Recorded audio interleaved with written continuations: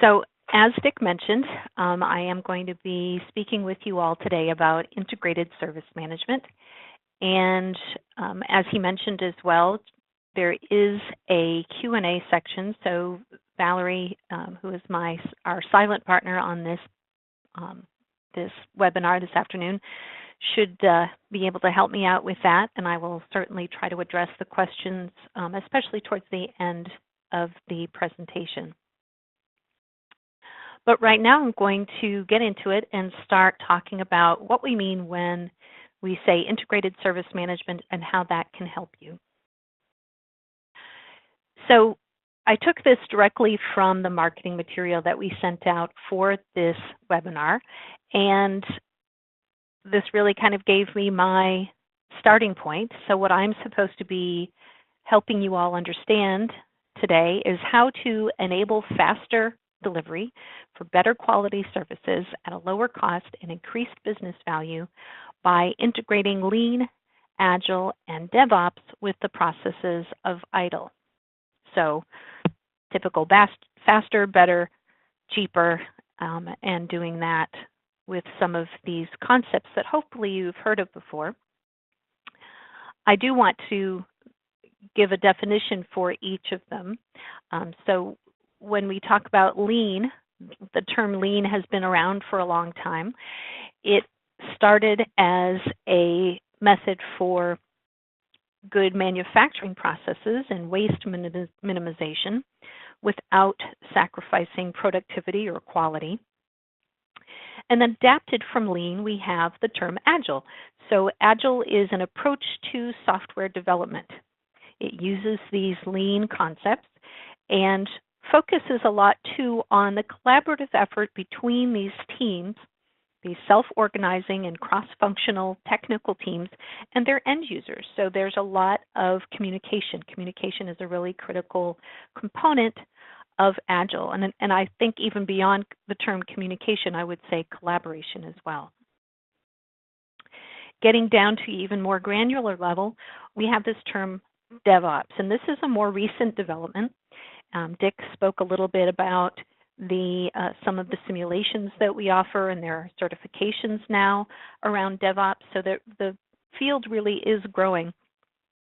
And the thing that I like, I do come from an ITIL background, but in DevOps we really see the integration between the development side and the kind of traditional IT support operations side. DevOps itself is defined as a set of practices that automates the processes between those teams so that they can better build, test, and release software. So we're focused a lot on, again, improved or better quality. We want to do things faster. And I think that when you look at that, especially if you compare Agile application development with the more traditional waterfall methodology, some of you may have heard the term waterfall before. To give you a better analogy there, and maybe to describe it a little bit more, with the Agile methodology, we are meeting with the organization or with the business on a more regular basis. If you follow the Scrum approach or the Scrum methodology in particular, you talk about sprints. So you have every 2 weeks you are reviewing your backlog, meeting with the customer, doing some development, and then reviewing. And you have this, not necessarily releases every 2 weeks, but certainly you have a kind of a touch point at a minimum every 2 weeks. That's the standard time frame that we talk about with Scrum. Waterfall, on the other hand, is where you go in, you capture all these requirements, and maybe a year or more later, you come back with a fabulous application with all of these features and functionality that unfortunately may bear no resemblance to the functionality that the business now needs, because their requirements, the marketplace certainly has changed dramatically in that past year. So Lean, Agile, DevOps, and then we have ITIL. So ITIL is a set of IT service management practices, or it's a framework that focuses on aligning the needs of the business with the services that IT provides. So you can see here again some parallels between Agile and ITIL. So Agile is all about collaborative effort between the IT teams and their end users. ITIL is also focused on better aligning the needs of the business with the services that IT is providing. So let's take a look at a visual here, the relationship of these concepts. So on the IT operations side, we have this concept of IT service management, and honestly, the concept of ITIL, IT service management has a lot of processes and practices, but they are really all encapsulated into the ITIL framework. ITIL has been around for a long time, and it really forms the basis of IT service management processes, whether you want to say that you're following ITIL processes or not. Sometimes, some people have perhaps had a not so positive experience with the implementation of ITIL because some of its processes can be seen as cumbersome. Again, that's another one of the goals for today, is to see how we can streamline and make ITIL more agile. On the application development side is where we usually talk about lean development and agile development. So lean, as I mentioned before, is a larger process. It really focuses on the entire organization and not just IT in particular. And then within Agile, you do also have some specific methodologies, and there is a lean methodology within Agile, so it's a little bit of kind of a chicken and the egg type of thing, which came first. Lean came first, but then there's Agile, and then there's Lean Agile, so it can get a little bit confusing there. But hopefully this helps to clear it up somewhat. I know I certainly feel better when I can see things visually. And the interesting thing here is that when we talk about DevOps, that really bridges the gap between IT operations and application development. By definition, DevOps, development and operations. So it is a set of practices that focuses, I would say, leans a little bit more towards application development, but certainly involves IT operations in the entire process. So let's drill down a little bit into some of these specific terms and concepts. So I always hesitate when I start talking about ITIL because I could talk for days about this. I've trained ITIL certification courses before. I've found it very helpful for organizations, even just, if nothing else, to get everybody using a common set of terminology and have an understanding of the processes that are involved. I mentioned that it's been around for a long time. It's over 30 years old now, and has evolved into a service lifecycle based practice. There are 5 phases of this lifecycle that correspond to the 5 books that are available in the ITIL framework. And it starts with service strategy in the middle. So the core is service strategy. From service strategy, we develop our requirements, which get handed off to service design. From service design, we develop a design package. So this package or solution gets handed off to service transition. In service transition, we develop a deployment package, which then gets deployed into the live environment for service operation.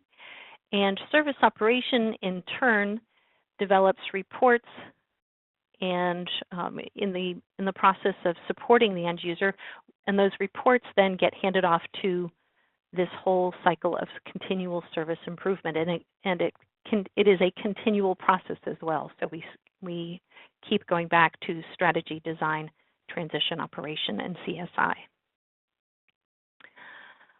Of the 5 phases of the life cycle, I think that it's important to focus here on continual service improvement because it really helps us to see the parallels between what we're trying to accomplish in IT service management and the frameworks or approaches that we see in Agile and DevOps in particular. There are a lot of processes. There's a lot of knowledge in the ITIL framework. You can see this list here. Some of these processes you may be familiar with. So incident, problem, change, those are kind of some of the core processes that I work on a regular basis. Service catalog management certainly is critical for most organizations. There's some of these things that are not optional for IT. You have to, break fix is kind of the most basic, so that's incident management. But to the extent that you adopt the recommendations or the guidelines in this framework, depends on the culture of your organization. Culture is very important, not just for ITIL, but for all approaches that we discuss here, because it determines the willingness of people within your organization to follow these processes, and it determines their commitment to these lean or continuous improvement objectives. So looking at these continuous objectives, we have this continual service improvement model. I find this one of the most interesting things, and one of the takeaways that I would hope to leave you all with today is this understanding of once IT has done all of its work and we sit back and have a retrospective or a review, we should be able to understand what is the vision. What is it that we're trying to achieve? Where are we now? Can we establish a baseline? Where do we want to be? What are our targets? How do we get there? What is our plan going to be? Did we get there? So metrics compared to our baseline, that should help us decide that. And then how do we keep that momentum going?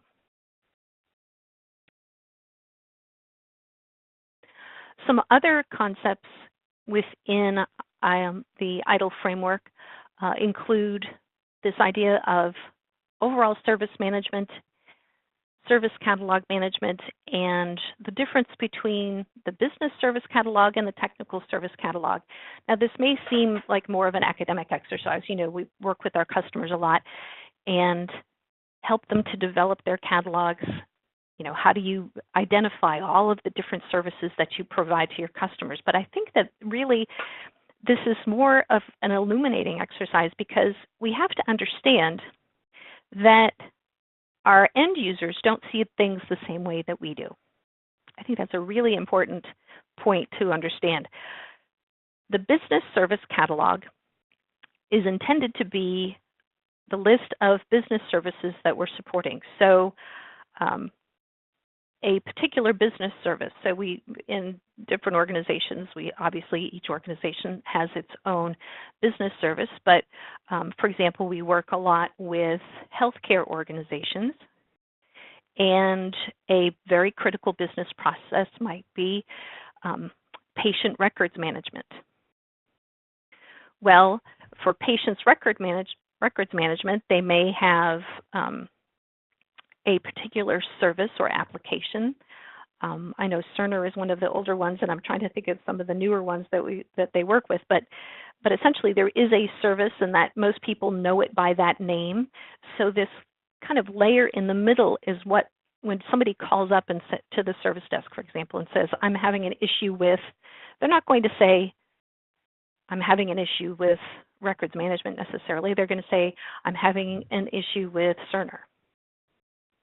And it's up to the technical folks, so this bottom layer here, this technical service catalog, one thing most likely they will not say is that, "Oh, I'm having a problem with the Cerner database, or with the Cerner server, or with one of these technical components." It's important for IT folks to understand that the business service or the business side will see the top level and the middle level, but they don't necessarily understand and shouldn't have to see or shouldn't be involved in the technical service catalog. It's important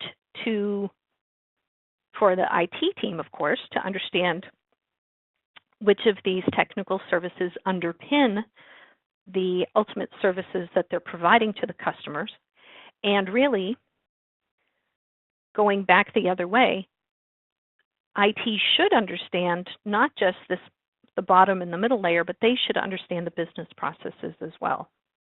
So what is the organization's overall goal?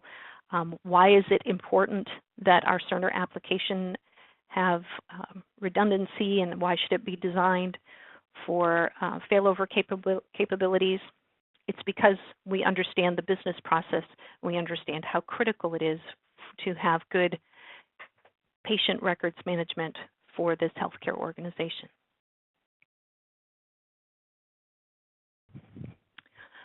So I've talked a little bit about some of the concepts within ITIL and the overall IT service management world. Now we'll switch gears, and you saw that list of over 20 different processes and 5 books and this kind of whole life cycle that's described in ITIL.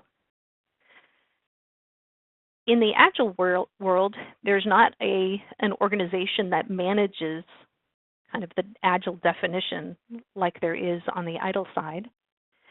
In fact, if you go to agilemanifesto.org, you will see the extent of the documentation, and it's included on this slide. This is the Agile Manifesto in its entirety. So it talks about individuals and interactions. It places importance on working software instead of documentation. It places a very high value on customer collaboration. Again, this whole focus on the needs of the business or the needs of the end user. And it's critical that the IT organization be responsive. The marketplace is continually changing. How do we keep that momentum going? Again, to take some of the terminology from ITIL, to make those continuous improvements that are required. In addition to the manifesto, there is a list of 12 principles as well. And again, these are open source and available for review out on the web. Within the Agile approach, there have been some organizations, of course, that have capitalized on these ideas and have provided better definition around Agile and developed actual processes. So don't think that Agile is just kind of wide open. There are some specific processes and practices that we can look to for guidance. Scrum is one of those. So I mentioned earlier when we talked about sprints and being able to do planning, development, and review on an iterative basis. So this is just an example, but for most organizations, sprints do run at about 2 weeks. And you usually have a few sprints then before you have a packaged release. So there may be point releases along the way. Again, it's very adaptable to the needs of an organization. But the importance here is to understand that you can continually capture new requirements in what we call the backlog. So when we have this list of requirements, or what is also referred to as user stories, those go into a backlog, and they can be prioritized by the product owner, and then fed to the development team on an iterative basis. So you can change from sprint to sprint. So it's intended to be very flexible. In addition to Scrum, we also have Kanban. Dick mentioned that we are an Atlassian partner. And for those of you who know or have worked with JIRA before, this is an example of a Kanban board. In this structure, we're focused on work in progress and how things go from the to-do, which can also be called the backlog. So you get items in the to-do list. The developers then take them over and start working on them. They become in progress. Then there's a review. And once the code passes the review, it then can be deployed as needed. It's marked as done, and then there's an option for release.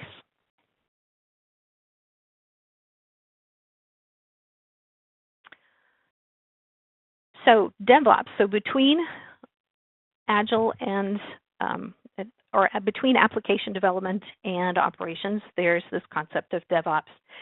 And similar to the other practices that we've seen, DevOps does have its own sort of methodology where we have this ongoing process of planning. You can see that plan in the middle. We then have coding, building, testing, releasing, deploying. It's then in operations, monitoring, and it starts to look kind of familiar. Kind of tying DevOps back to ITIL and going all the way back to Lean, one of the pioneers of Lean development, or at least in manufacturing improvements back in the previous century, was W. Edwards Deming, after whom, of course, the Deming cycle is named. And it's this really simple concept of starting with the plan. You then implement that plan, so that's the do phase of the cycle. We then check or monitor to see how we're doing, and then based on that check or reports, we take corrective action, and the cycle begins again. So the basis of our CSI model in ITIL, and also the basis of the model that we saw for DevOps, is this very simple Deming cycle. Plan, do, check, act. So this would be another one of the takeaways that I hope that you all gain from today's session, is that it can be as simple as this, and it's really important to continue taking the reports, continue to monitor the performance, understand what it is that you're monitoring in the organization, and take corrective action based on that.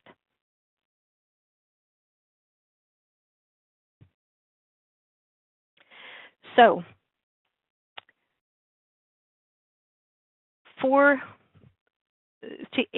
to truly have integrated service management, it's this Agile ITIL concept, with DevOps being the bridge between the two. There are a few points that I'd like to emphasize. There is a focus on customer satisfaction, understanding the needs of the business and responding to their requirements quickly. We want to be able to listen to our customers, so don't be afraid to talk to the customers. I think that's one of the things that, you know, on the service desk, there's always the complaint, you know, this would be a great job if it just weren't for these customers calling all the time. It also kind of puts to the front the importance of the service desk. The service desk is really the eyes and ears of the IT organization, and it's the face of IT to the business. So really, it's important that they have the right tools to be able to capture that information and be able to relay that then up the chain of command within IT. Number 5 here, going back to that plan, do, check, act. So that check phase of the Deming cycle. Measure your progress. Make sure that you are capturing those reports, and so that you can take that baseline and compare it and see how you're doing over time. Maintain a constant pace. Keep that momentum going. Momentum is something we talk about a lot, even within the projects that I manage at RightStar. How do we keep that momentum going? Simplify. So making sure that we're not designing systems that are too complex. Don't gold plate everything. Make it simple, and we certainly want to make it easy to maintain. The simpler we make it, the easier it will be for not just the development team in the future, but also for the operations team that needs to support it. Allow teams to self-organize. So flexibility can be critical for organizations. And then allow teams time to reflect and adjust. So the whole concept of having a time to look at taking corrective action, allowing time for retrospectives. and making sure that the next steps then will be an improvement to the organization, give them a chance to come up with ideas that will add value for the organization. And finally, some key points. Looking at this now, I would probably argue that communication really goes first. Certainly when I would provide training for the ITIL foundation classes, I always tried to emphasize not just that terminology, but the communication and how that terminology allows the IT teams, their customers and suppliers all to communicate using the same language, and don't be afraid to communicate. IT needs to really be integrated into the business and have a seat at the table when decisions are being made. We want to be able to integrate. I know that we were talking about integrating the teams, but also integrating technology. How do you share data among the different systems that you're supporting? Certainly when we're looking at being lean, we want to eliminate redundancy, and we want to maximize the integration of data as much as possible. Prioritization is important. It's important for IT to understand the needs of the business and which needs come first. Detection, going back to the operations side, how do we detect and monitor our environment, not just on the server side. I mean, we have a lot of tools for monitoring our servers, but how do we monitor and report on the activities of other team members? Do we know, for example, how many releases we had on a particular product last year? Then finally, focusing on quick and early wins. So again, this concept of agility or speed, how do we quickly deliver value for the organization through improved services? So obviously, the classes that we were talking about, the simulation exercises that we conduct, those can be 4 hours or more, and I don't have that time this afternoon. But we do encourage our customers to invest some time in understanding these approaches and these concepts to provide better service management to their organizations and to really start doing things better, faster, and cheaper, providing more value in the services that they provide.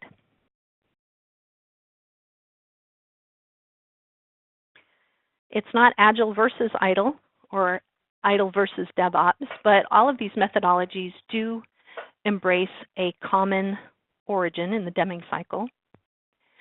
The Agile approach can be ideal for the adoption of the ITIL framework. Certainly anything we can do to make these ITIL processes less cumbersome is going to be a win for the organization. And Agile can also help simplify the processes themselves. So some of the processes that might be more cumbersome for the organization, things that require a number of approvals, as much as we can streamline that, that will really help us to provide faster and better service to our end users. Thank you all for your time this afternoon. Dick, at this point, I will hand it back to you. Okay, thanks, Nikki. Great job. Now would be a good time to ask a question. So there's a chat box. If you could type in a question if you would like, we will certainly do our best to get it answered. In the meantime, while we're doing that, I've got a couple of things that came to mind, Nikki, while you were talking. The first thing is, by the way, I forgot, we are giving away a book called The Phoenix Project. So some of you have already heard about this book, but it's a fictional story, and it really lays out what it's like to be in IT and some of the things that you have to go through. And I would certainly recommend, if you haven't read it, I would certainly recommend that you give that book a real shot. And again, one person that we'll select through a random drawing will go ahead and mail that book out at the end of the session today. So we'll let you know if you won that book or not. But anyway, there's a TV show on right now. It's on HBO. It's called Silicon Valley, and it's about an upstart software development company, and they use some of the same terms. They're doing sprints all the time, so you don't really have to know anything about IT to enjoy the show, but if you do, it certainly makes it that much more enjoyable because it is very realistic in terms of what they're doing in terms of getting software out, developing software quickly, that sort of thing. So that was something I wanted to mention. I also wanted to say I visited a customer this morning. They were a government customer, and they're using Remedy on the operations side. And they actually has just started, or I guess they've been using JIRA for some time on the development side. So there is actually an integration between the two. And somebody kind of popped his head up today, and he said, we're going to take a look at using the Remedy release management module. And I said, well, what are you using JIRA for? Because maybe the better thing to do, if you already have JIRA and you're using that as a development tool, why don't you just integrate the two together? So Nikki, I guess to sort of form that as a question, you do have these different options, but if you're already using JIRA, here's a perfect agile tool set, and on the other hand, you've got the perfect operations tool set Remedy. If you could sort of combine the two together, get them under the same umbrella, and have them both communicating together, and there's connections built between both product sets, wouldn't that make sense then? Absolutely, and I think that's where you see that connection between IT service management and DevOps. And that's something that we've been doing with our customers for years. Is it integrating these IT service management tools with the development tools? Because, and if you see some of the, I've looked at some of the on the DevOps side, although I'm not as deeply familiar with DevOps as I am with IT service management, it's interesting to see the number of tools that developers use. I mean, obviously there's code that they have to check in and out, and lots of other things that the IT service management tools aren't designed to do, but there are certainly integration points like release management where it would be helpful to have either a packaged release requirements or specific change requests or other type of information that you can feed from the IT service management tools into JIRA, and vice versa. I mean, there might be requests for the developers for if they're providing support, especially when a product is new. You may have an integration on the incident management side. So there's a lot of connection points between the two systems, potentially. Right. Mm-hmm.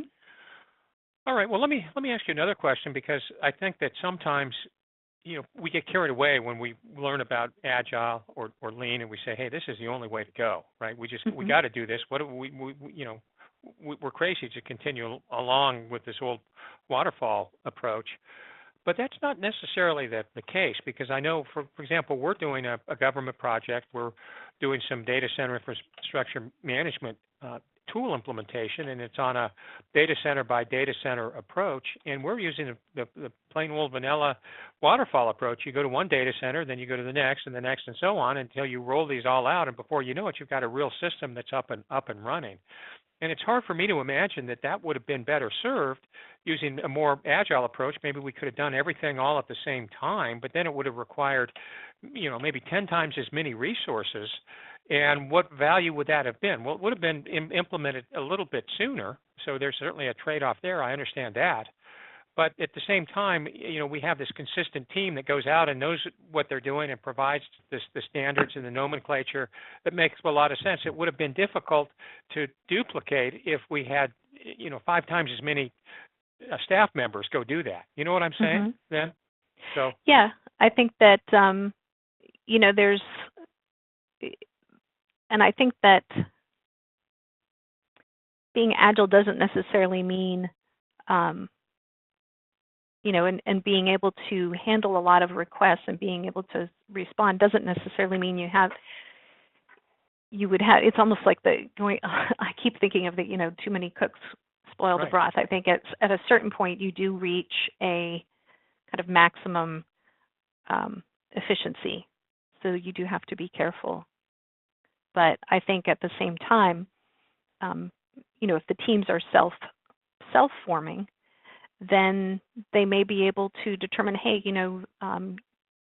there's certain strengths and weaknesses between team members. So instead of just indiscriminately or having a manager assign out specific pieces of work, if the teams are working more collaboratively, they may be more efficient in that way. Right. We did have another question here too. I wanted to address it. Sure. Okay. Go. So there was a question about where or how does AI, chatbots, et cetera, fit into integrated service management? So my initial response was, well, it's typically part of the knowledge management process within IT service management, but I think it deserves a better or longer answer than that. Dick, I don't know if you want to speak at all to some of the things I know especially BMC is doing with chatbots. Oh, sure. I think that's very exciting, and I've been talking a lot about this because they're everywhere now. You pick up the phone and you make an airline reservation, and you don't get to talk to a real person anymore. You're talking to a chatbot, and they ask you all these different questions, and depending upon the response, you can get a different answer. It could take you to a different place. And so that's the concept, is you kind of want to reduce the number of calls that you have on the service desk by using a chatbot.